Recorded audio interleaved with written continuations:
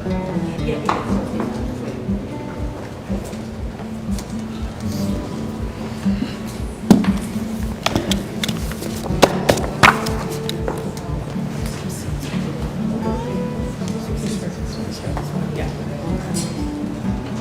not following behind, but I'm here.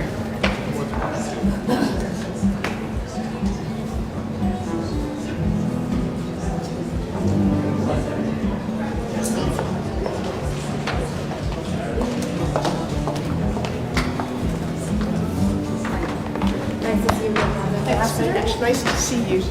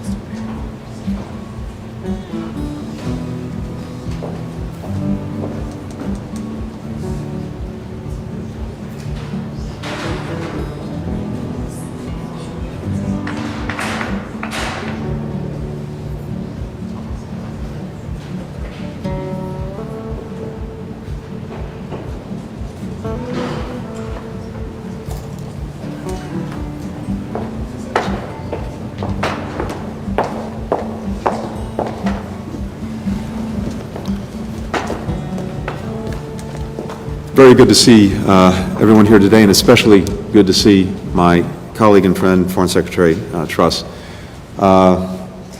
Liz and I have been working around the world together almost nonstop on the most immediate matter at hand, Russia's aggression against Ukraine, but on a multiplicity of other things, because our countries are joined in having shared interests across virtually every significant issue before the world now. We were just in Brussels last week with ministers from our fellow NATO allies, the G7, the European Union, focused particularly on continuing what has been extraordinarily close coordination and cooperation in response to Moscow's unprovoked, unjustified, and increasingly brutal war in Ukraine. We and our teams are in almost constant contact as we calibrate a united response, not just between our two nations, which have a long history of working hand in hand through the special relationship, but with allies and partners across Europe and indeed beyond. At least in my experience of doing this for nearly 30 years, I cannot remember a time where we've seen such unity in the transatlantic relationship, both in policy and in principle. We are united in strengthening our security assistance to Ukraine for its heroic defenders. We're united in increasing our assistance to the people of Ukraine, who are suffering grievously due to the growing humanitarian catastrophe inflicted upon them by Moscow's invasion. And we're united in our efforts to raise the costs on the Kremlin for waging this ongoing war of choice, which has already displaced more than 2 million Ukrainians. Earlier this week, Prime Minister Johnson announced an additional £175 million in aid to Ukraine, bringing the UK's total support during the crisis, I believe, to approximately £400 million. This includes direct assistance for the Ukrainian government to pay the salaries of Ukraine's public sector employees who are keeping critical services running where they haven't been bombed by the Russians. The UK was one of the first European countries to send defensive lethal security assistance to Ukraine. And the government has imposed severe financial sanctions on President Putin, his inner circle, Russian oligarchs, and others who enable and fuel this aggression. Just days ago, the House of Commons passed a new economic crime bill aimed at making it easier to sanction groups of corrupt individuals and harder for those trying to hide their money in the UK. Yesterday, in the latest of the many steps that we've taken together to hold the Kremlin accountable, President Biden banned all imports of Russian oil, liquefied natural gas, and coal. Prime Minister Johnson committed to ban all imports of Russian oil by the end of 2022. We're also united in calling on the Kremlin to immediately allow Ukrainian civilians to safely depart the cities and towns of Ukraine that are besieged by Russian forces. Every country has a responsibility to join us in pressing Moscow to do this. This is not the time to equivocate by calling on both sides to allow civilians in Ukraine cities to leave safely. Doing so obfuscates the basic facts around why these corridors are necessary and who is blocking them. Russia invaded Ukraine without justification. Russian forces now encircle multiple Ukrainian cities after having destroyed much of their critical infrastructure, leaving people without water, without electricity, without access to food and medicine. And Russia's relentless bombardment, including of civilians trying to flee, prevents people from safely escaping the hellish conditions that they've created. The Kremlin's proposals to create humanitarian corridors leading into Russia and Belarus are absurd. It's offensive to suggest the Ukrainian people should seek refuge from the very government that has demonstrated such disregard for their lives. The civilians who were able to escape yesterday through one of those corridors from Sumy to Poltava, another city in Ukraine, shows that this is possible, but it must be allowed to happen on a much broader scale. It's not only in Europe where the United States and the UK are working together to address threats to international peace and security. We also share a grave concern about Iran's nuclear advances. Together, we discussed our work to achieve a mutual return to compliance with the Joint Comprehensive Plan of Action, the so-called Iran nuclear agreement. Either way, we are committed to ensuring that Iran can never acquire a nuclear weapon. On Northern Ireland, President Biden has been steadfast in his support for the Belfast Good Friday Agreement, which he views as a historic achievement that must be protected to ensure the peace, stability, and prosperity of people in Northern Ireland. The United States continues to support both sides' efforts to engage in productive dialogue to resolve differences over the Northern Ireland Protocol. Before handing it over to Liz, let me just make one final point. It's not just the British government that's stepping up to help Ukraine. We're also seeing incredible solidarity and compassion from the British people. People like Khaled Al-Mayat in Cheltenham, who is leading a local campaign to buy second-hand ambulances and drive them, packed with supplies, to humanitarian responders at Ukraine's border. People like Yorkshire resident Magdalena Timon, who, on the second night of Russia's invasion, sent a message to a Facebook group called Polish Mums of Leeds, appealing for donations to help people in Ukraine. Within days, she'd received enough to fill 3 18-wheelers. I believe one reason we're seeing such an outpouring of support from the British people is because they've been through something similar. The harrowing Blitz during World War II inflicted colossal suffering on the country's people, killing more than 60,000 British civilians, wounding 86,000 more. It's impossible to see the images of people seeking refuge in Kyiv's metro in 2022 and not think of those who sheltered in the London Underground in 1942. The grit, the compassion, the determination that Britons exhibited 8 decades ago that inspired the world is exactly what we see in the people of Ukraine today, and it's why we need to stand with them. With that, Liz, over to you.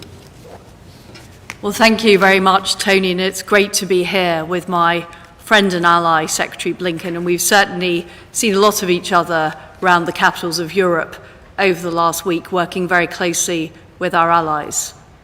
Putin's illegal invasion of Ukraine is causing immense pain and suffering, yet he is not making the progress he planned.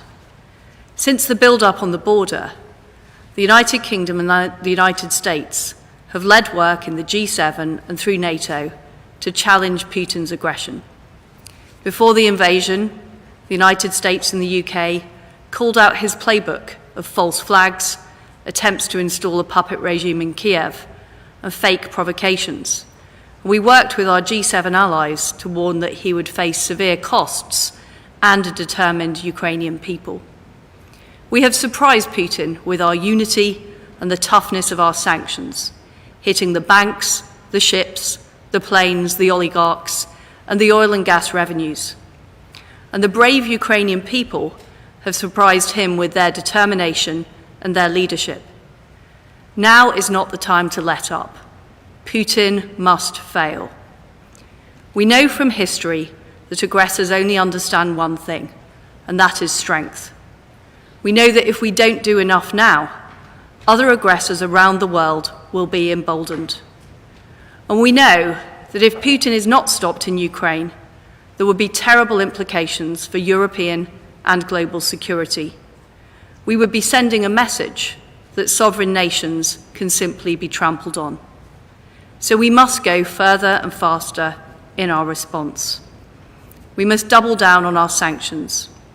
That includes a full SWIFT ban and the G7 ending its use of Russian oil and gas.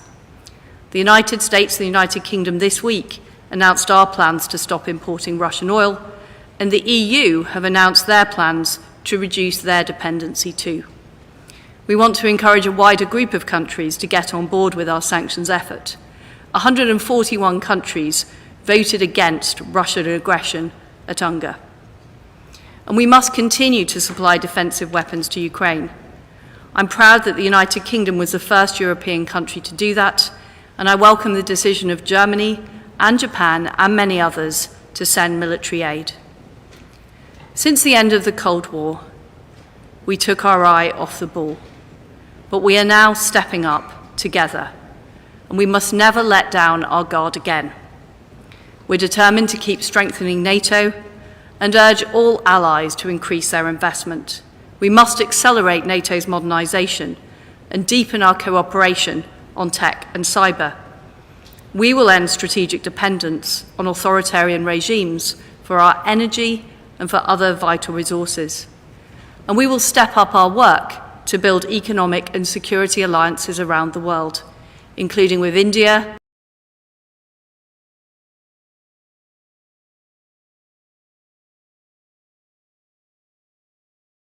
until Putin fails in Ukraine and the country's sovereignty is restored. Thank you. We'll now turn to questions, taking 2 questions per side, alternating. We'll start with Kylie Atwood of CNN. Good afternoon or morning. Thank you for doing this. Secretary Blinken, yes or no, do you believe it's possible to get the Ukrainians MiG-29 fighter jets? If so, when and how? Nothing for my friend? Okay. We'll go to you next. First, as we've said, the decision about whether to transfer any equipment to our friends in Ukraine is ultimately one that each government will decide for itself and has to make. We're in very close consultation with allies and partners about the ongoing security assistance to Ukraine. Because, in fact, I think what we're seeing is that Poland's proposal shows that there are some complexities that the issue presents when it comes to providing security assistance. We have to make sure that we're doing it in the right way. You heard from the Department of Defense just yesterday about the particular proposal, the prospect of fighter jets at the disposal of the United States government, departing from a U.S. NATO base in Germany to fly into airspace contested with Russia over Ukraine raises some serious concerns for the entire NATO alliance. So we have to work through the specifics of these things going forward. And it's not simply clear to us that there is a substantive rationale for doing it in the way that was put forward yesterday. So what we're doing right now is continuing to consult very closely with Poland, with other NATO allies on this, and the logistical challenges that it presents. Together with Poland, as well as with the UK and many of our other partners, as we've noted, we have provided extraordinary support to Ukraine and to those defending it from the Russian aggression. Support that has been used extremely effectively by Ukrainian defenders, support that will continue in the days, weeks, and months ahead. Just yesterday, with the supplemental legislation being put forward, we have an additional $6.5 billion in security assistance that's now on tap just from the United States for Ukraine. And that will, of course, include the very kinds of things that they need to effectively defend Ukraine against Russian aggression. Thanks. And just to clarify, basically what you're saying is there is a creative way to get them these fighter jets, possibly, but you haven't figured out the pathway forward on that. And then my second question for both of you is, with Ukrainian deaths mounting right now, what more can the U.S. and the UK do? Would either country be open to considering the possibility of a limited no-fly zone over humanitarian corridors to be set up in the country? Thank you. So, first of all, in answer to your question, the United Kingdom has been, first of all, supplying defensive weaponry into Ukraine. And in fact, we have been working with other allies across the world to help get that defensive weaponry into Ukraine. So we've been supplying anti-tank weapons. Today, our Defence Secretary announced that we will now be supplying air defence systems to address the specific issue the Ukrainians face, which is air defence. So we believe that the best way of tackling this threat is to help the Ukrainians with the Starstreak air defence systems that we will be supplying. On the issue of a no-fly zone, of course it's important, and I completely support what Tony has said about protecting humanitarian corridors and calling on Russia to respect those genuine humanitarian corridors, i.e. ones that don't lead into Russia or Belarus. But the reality is that setting up a no-fly zone would lead to a direct confrontation between NATO and Russia. And that is not what we are looking at. What we are looking at is making sure that the Ukrainians are able to defend their own country with the best possible selection of anti-tank weapons and anti-air defense systems. And I agree with everything that the Foreign Secretary said. And you think there's a Kylie, we need to move on. Please, go ahead. Could we have Sarah Smith at the BBC, please? Thank you very much.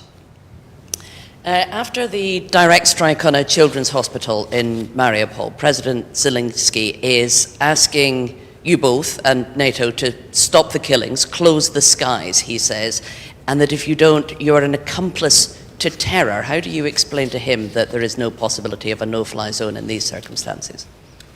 Well, as I've said, Sarah, the best way to help protect the skies is through anti-air weaponry, which the UK is now going to be supplying to Ukraine. That's what the Defence Secretary announced earlier today. And of course, the attack on the hospital is absolutely abhorrent, reckless and appalling. And the UK is at the forefront of supplying humanitarian aid into Ukraine. We've already pledged 220 million of humanitarian aid. Our DEC appeal has now reached 130 million, which is the largest amount it's ever achieved since 2004. So the British people are full square behind the people of Ukraine, and we're doing all we can to support. And I would just add, as we already said, first, we both, our governments both, our peoples both have tremendous admiration for President Zelensky, for his entire team, for the Ukrainian people that they represent. But the courage they've shown, the strength, the determination, the dignity faced with this Russian onslaught is extraordinary. And it's powerfully moving, I think, to people around the world. If I were in President Zelensky's position, I'm sure I would be asking for everything possible in his mind to help the Ukrainian people. And as the Foreign Secretary and I have laid out, both of our countries and so many others have done extraordinary things to make sure that the Ukrainians have in their hands the means to effectively defend themselves against this war of choice from Russia, as well as to do everything we can with very significant resources to care for Ukrainian people to the best of our ability inside Ukraine, those who've been forced to flee outside of Ukraine to meet their humanitarian needs. And the goal is the same. It's to end this aggression, it's to save lives, and to prevent more senseless bloodshed. As part of that, we also have to see to it that this war does not expand. Our goal is to end the war, not to expand it, including potentially expand it to NATO territory. We want to make sure that it's not prolonged to the best of our ability. Otherwise, it's going to turn even deadlier, involve more people, and I think potentially even make things harder to resolve in Ukraine itself. So, as the Foreign Secretary said, we have exactly the same perspective on that. Introducing, in our case, American service members in Ukraine, on Ukrainian territory or soil, or American pilots into Ukrainian airspace, whether on a full or on a limited basis, would almost certainly lead to direct conflict between the United States, between NATO, and Russia. And that would expand the conflict. It would prolong it. It would make it much more deadlier than it already is. and that would be neither in the interest of our countries nor in the interest of Ukraine. I can't speak for NATO, obviously, but we've heard the same message from its Secretary General, Jens Stoltenberg. Nick Wadhams of Bloomberg.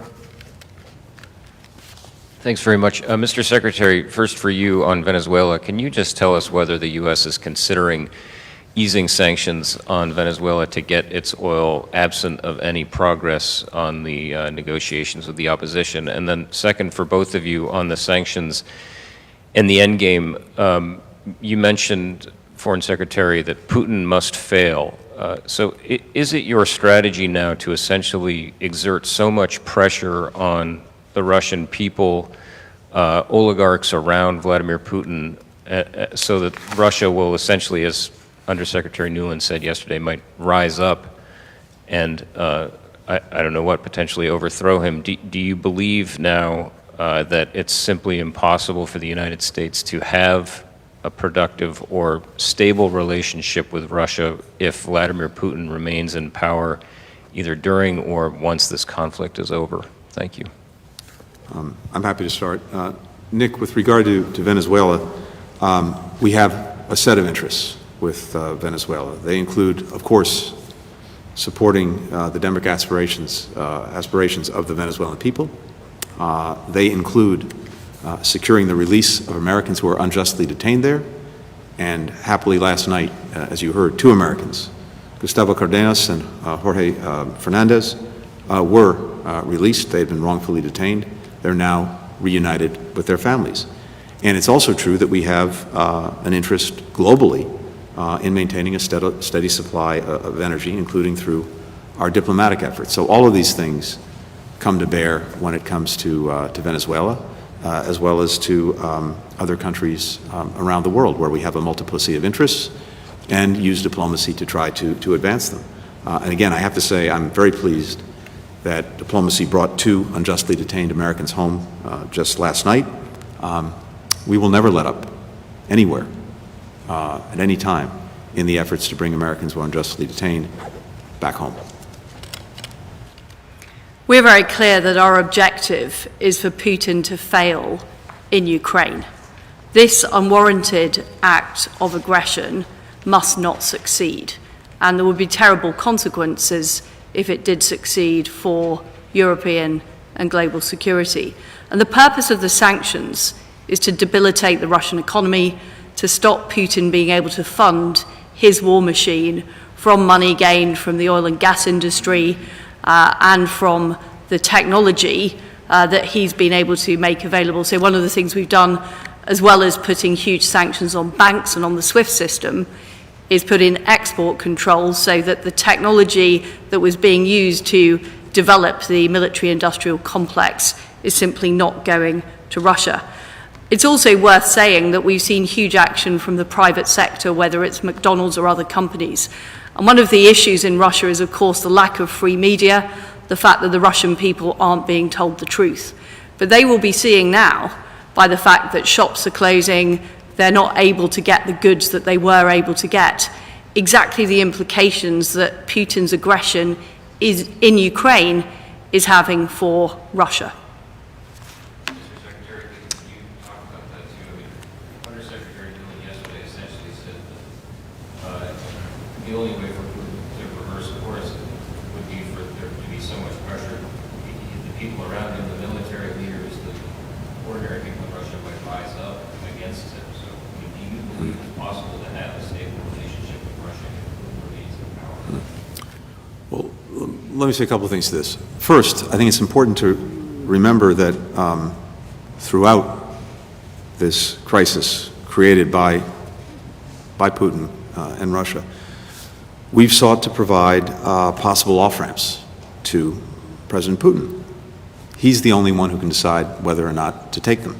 So far, every time there's been an opportunity to do just that, he's pressed the accelerator and continued down this horrific road that he's been pursuing.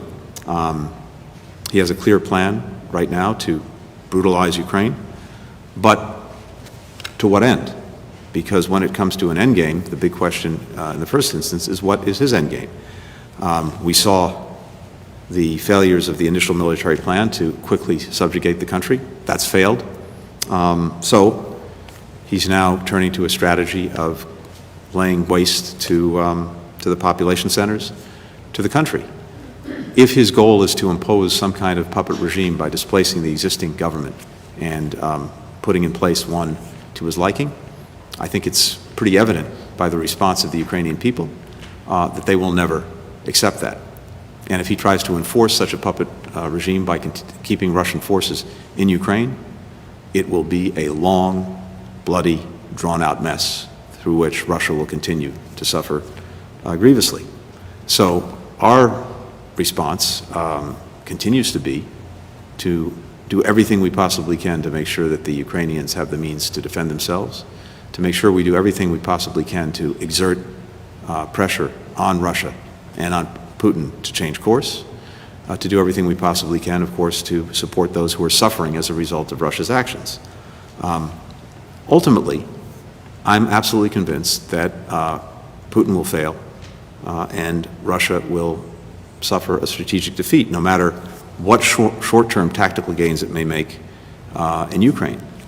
As we've said before, you can win a battle, but that doesn't mean you win the war. On the contrary, you can take a city, but you can't take the hearts and minds of its people, and Ukrainians are demonstrating that every single day. So I'm convinced that we will see a strategic defeat of President Putin and the propositions he's put forward. We'll accomplish this by backing Ukrainians in their fight, by remaining united in holding Russia accountable through the devastating sanctions, the diplomatic isolation, and other measures. And we've already seen that Russia's failed in its chief objectives. It's not been able to hold Ukraine. It's not going to be able to hold Ukraine in the long term, again, no matter what the tactical victories it may achieve are. Liz was just saying, economically, the measures that we've taken have erased 30 years of progress integrating Russia into the world. This dramatic exodus of virtually every international company from Russia continues as we speak, and that is having a profound impact not just today, but over the long term. So I think what we're looking at is whether or not President Putin will decide to try to finally cut the losses that he's inflicted on himself and inflicted on the Russian people. We can't decide that for him. All that we can do is to continue this extraordinary effort to increase the pressure on him, increase our support for Ukraine, and achieve what we all want, which is the independence of Ukraine and a defeat for President Putin, because these methods are a fundamental challenge, not only to Ukraine, but to the very principles of international peace and security that our countries have fought and worked to establish over many decades. That's what is at risk here. We're committed to defending them. We're committed to standing for them until we succeed in making it clear that they will hold and Putin's efforts to undermine them will fail. Finally, can we have David Charter of the Times, please? Thank you very much indeed. First question to Secretary Blinken. Secretary, it's been reported in the Wall Street Journal today that Saudi Arabia and the UAE have both rebuffed attempts to set up conversations with President Biden in recent days. What does this snub tell us about relations with these two important Gulf states, and what's your message to try and encourage them to produce more oil during this crisis? And to the Foreign Secretary, please. You said a few days ago that you would absolutely support individual Britons going to Ukraine to take part in the fighting. We have reports now of up to 4 British serving soldiers who are in Ukraine, possibly, or on their way. What information can you give us about that, please? And has your message changed as far as they're concerned? And I might just add that in your opening comments, you did talk about asking NATO allies to invest more. Does that mean we can expect that you will push for more defence spending in the UK? Thank you. Thank you very much. With regard to the Gulf countries, First, we share very important interests with them, from deterring Iranian aggression and Iranian-enabled attacks, whether it's against Saudi Arabia, against the Emirates. We share a strong interest in supporting the UN-backed efforts to end the war in Yemen. We share an interest in ensuring the stability of global energy supplies, and we've had very constructive engagements with those interests in mind. Just yesterday, I spent a fair bit of time on the phone with my Emirati counterpart. We're all talking regularly. I've regularly met with my Saudi counterpart, including in Munich just a few weeks ago. President Biden, spoke with King Salman of Saudi Arabia last month in a discussion that set out a very expansive agenda, and we're now pursuing that agenda with our senior Saudi counterparts. They set out a work plan for us. We're moving forward on it. And I might add, we can do all of this while doing what we said we would do from the outset, which was centering human rights in our foreign policy. These priorities are not mutually exclusive.